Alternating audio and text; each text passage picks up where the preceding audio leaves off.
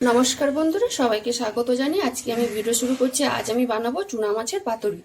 দেখুন, ছোট ছোট চুনা মাছগুলো ভালো করে আমি বেছে ধুয়ে নুন হলুদ মেখে নিয়েছি।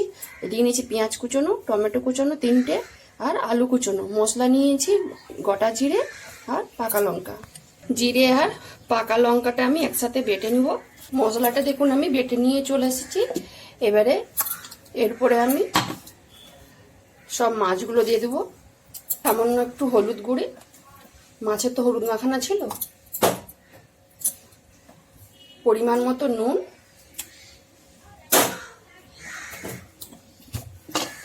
আর মশলা বাটাটা সরষের তেল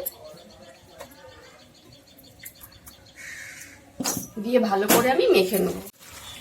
ভালো করে মাখানো হয়ে গেছে। এবারে পাতুরির জন্য কলা পাতাটা আমি এবারে সেঁকে নেব।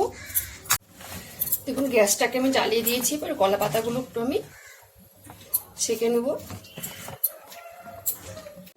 কলা পাতাগুলো আমার ভালোভাবে সেঁকানো হয়ে গেছে। এবার একটা তাওয়া বসিয়ে দিয়েছি। তাওয়ার উপরে অল্প একটু দেখুন তেল দিয়ে দিয়েছি আমি।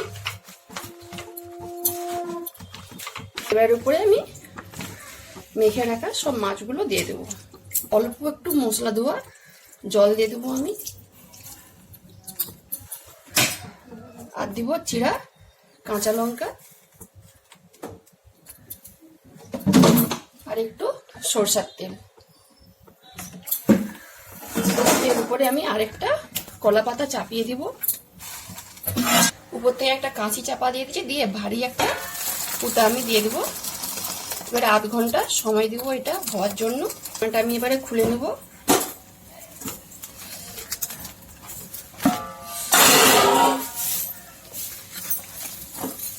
দেখুন কত সুন্দর হয়ে গেছে। এবার আমি আরেক পাশ এটাকে লউটে দেব। দেখুন, এইবারে আমি তাওয়া থেকে তুলে নেব। এর উপরে আমি আরেকটা কলা পাতা দিয়ে দেবো। দিয়ে এইভাবে আমি লউটে দেব। দেখুন, এক পাশ কত সুন্দর পুরা পুরা হয়ে গেছে। এইভাবে কিন্তু করলে খেতে ভালো লাগে। আরেক পাশ ওইভাবে আমি একটু কিছুক্ষণ জাল দিয়ে এইভাবে আমি পুরা পুরা করে নেব। আমার পুঁটি মাছের পাতুরিটা কিন্তু হয়ে গেছে। এবারে আমি নামিয়ে নিব। জায়গাতে আমি তুলে নেব।